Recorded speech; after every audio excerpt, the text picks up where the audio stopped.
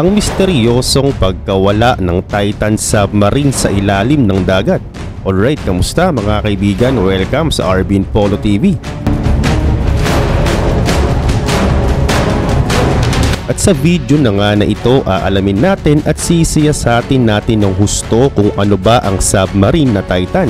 Sino-sino ang mga sakay nito nung nawala? Bakit sila sumakay dito? Saan sila pumunta? At ang pinakamahalagang katanungan, bakit sila nawala at na-recover na ba sila ngayon? At kung gusto mong malaman ng buong storya, simulan na natin.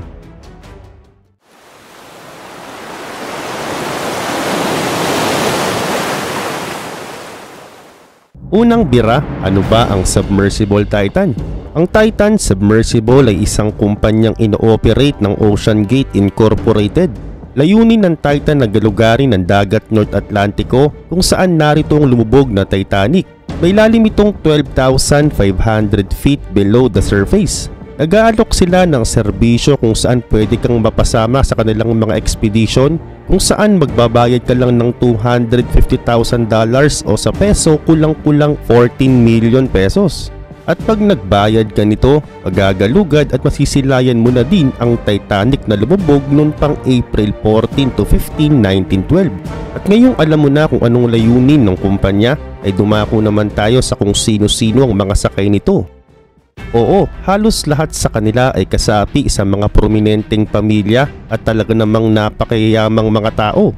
Kabilang sa mga sakay ng Titan nang nawala, ang isang British businessman na si Hamish Harding, isang Pakistaning negosyante na may pangalang Shazaza Sahud at ang anak ng lalaki na may pangalan namang Suleiman. Kabilang din ng isang French explorer na si Paul Henry Nargeolet at si Stockton Rush, mismong CEO ng OceanGate Incorporated, kumpanya na nag-o-operate ng vessel. At ang suma, 5 lahat silang nakasakay. At sa katunayan, hindi gaanong kalakihan ng Titan. Oo, sapat lamang ito sa 5 tao kasama na ang pinaka nagmamaneho. At sa kabila nito, ayon sa mga ulat, napakatibay at napaka-safe ng Titan. Ayon pa nga sa mismong kumpanya, ang Titan ay ang pinakamalaking deep diving submersible at ang safety features ng mga vessels nila ay talaga namang hindi kayang tapatan ng iba. Pero gaya ng palagi kong sinasabi, walang kasiguraduhan ang buhay natin sa mundong ito. Kahit gaano pa katibay o kasafe ang isang sasakyan, kapag inalaw ko na talagang mamatay ay wala ka nang magagawa. At ngayong alam mo na kung sino-sino ang mga sakay ng nawawalang Titan, ay dumako naman tayo ngayon sa kung bakit sila sumakay dito at saan sila pupunta. Sumakay at nagbayad sila dito ng malaking halaga para puntahan ang lumubog na barko ng Titanic. Nais nila itong puntahan at tignan dahil nga naman once in a lifetime mo lang ito makikita. Ang Titanic ay nakalubog sa lalim na 12,500 feet, about 370 nautical miles mula sa baybayin ng Newfoundland, Canada. At take note, sa ganitong lalim po, grabe na ang pressure. Oo, halos 12,500 PSI na ang pressure dito. At para sa perspective ay katumbas na ito ng parang may nakadagan na isang sasakyan sa kada PSI. At ngayon tapos na nga tayo sa kung bakit sila pumunta dito, ay dumako naman tayo bakit sila nawala sa ilalim ng dagat. Linggo ng June 18 alas 8 ng umaga Eastern Time, binaba ng Titan ang kalaliman ng dagat. Nung una, wala naman silang nakitang kahit anumang problema. Oo, okay naman ito at napakabanayad nilang nababa. Meron ding kontak ang Titan sa mga barko na nasa ibabaw ng dagat. At approximately 2 oras lang dapat mula nang binaba sila ay mararating na nga nila ang pinakalokasyon ng Titanic. Pero ang nakakalungkot, matapos lang ang 1 hour and 45 minutes bigla na lang nawalan ng kontak ang mga nasa ibabaw ng dagat doon sa Titan. So ibig sabihin, hindi pa nila nararating ang pinakalokasyon ng Titanic ay nawalan na nga sila agad ng kontak sa mga tao. At ang nakakalungkot, ngayon mismo habang pinapanood mo ang video na ito ay wala na nga silang oxygen. Oo, simula na nilubog sila noong June 18 ng linggo ng umaga hanggang sa ngayong Biyernes na sa atin ay 100% nang wala na silang hinihingang oxygen. Pero bakit hindi sila sinaklolohan? Uulitin ko kaibigan, napakalaki ng karagatan para mahanap ng mabilisan ng isang maliit na submarine na nasa ilalim ng 12,500 feet na lalim ng dagat. Kaya naman mula noon hanggang sa ngayon ay blanco pa rin ng mga Coast Guard sa kinaroroonan ng nasabing submarine. Misteryo itong matuturing dahil wala silang makitang dahilan kung bakit ito nawala na parang bula.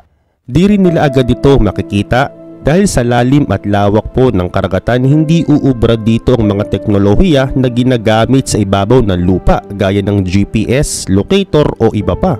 Sonar lang ang tanging aparato na maaari nilang gamitin pang locate sa ilalim ng dagat. Ang sonar o sounds navigation and ranging ay isang aparato kung saan ito nagbabantay at sumusukat sa mga tunog para matukoy ang mga bagay sa ilalim ng dagat. Halimbawa, pag may tunog silang nadinig sa ilalim ng dagat, ay i-receive naman ito ng kabilang linya at oo, may sonar po ang Titan. Pero bagamat meron siya nito ay di pa rin sila madetect ng mga tao na nasa itaas. Ngayon ang pinaka-latest na balita ngayong araw June 23, 2023 may nakita ng debris o mga tipak ng submersible ang US Coast Guard. So isa lang ibig sabihin nito, ang 5 sakay-sakay ng Titan ay wala ng buhay. Oo, tama ka kaibigan, patay na sila. At bago makita ang mga debris na ito ng US Coast Guard ay may nadinig muna silang malakas na kalampag sa ilalim ng dagat at na-detect nga ito ng sonar. Pero huli na ang lahat. Nakakalungkot dahil marahil ang malakas na kalampag na ito ay yung huli na nga nilang lakas bago sila malagutan ng mga hininga. Sa kabilang banda ang katawan ng 5 ay di pa rin nakikita hanggang sa ngayon. Malamang na-stuck na sila sa ilalim o may kumain sa kanilang anumang halimaw na nakatira sa pinakalaliman ng dagat. Ngayon isang bagay lang talaga dito ang malinaw. Napakahiwaga at talaga namang napakamisteryoso ng karagatan. Ayon sa pag-aaral, 95% pa ng kabuuang karagatan ang hindi pa nagagalugad ng mga tao. Sa makatuwid, 5% pa lang ang nalalaman natin tungkol sa karagatan. Kaya naman di natin masasabi kung talagang may halimaw ba talaga ditong nakatira na ayaw magpagambala sa mga tao.